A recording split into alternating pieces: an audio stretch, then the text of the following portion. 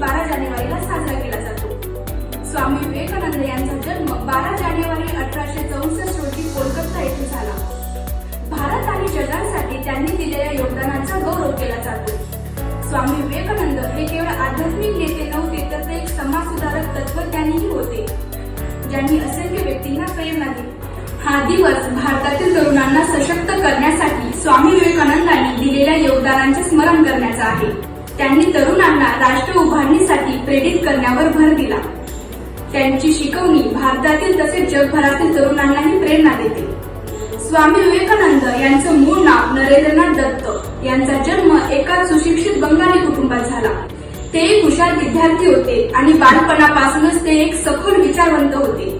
त्यांच्या आध्यात्मिक शोधामुळे ते श्री रामकृष्ण परमहंस यांच्याकडे गेले, जे त्यांचे गुरु बनले आणि त्यांचे जीवन बदलले।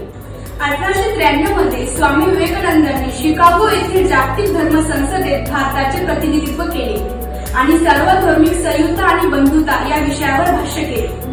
त्यानंतर त्यांनी शिक्षण, आरोग्य सेवा आणि सामाजिक सुधारणा यावर लक्ष केंद्रित करून रामकृष्ण मिशनची स्थापना केली। स्वामी विवेकानंद यांच्या शिकवणीतून युवकांना नेतृत्व, बंधुता यांचा संदेश मिळतो। त्यामुळे राष्ट्रीय युवा दिवस साजरा करताना त्यांच्या विचाराचा प्रचार करणे आणि तरुण पिढीला प्रेरणा देणे यावर लक्ष केंद्रित केलेले आहे।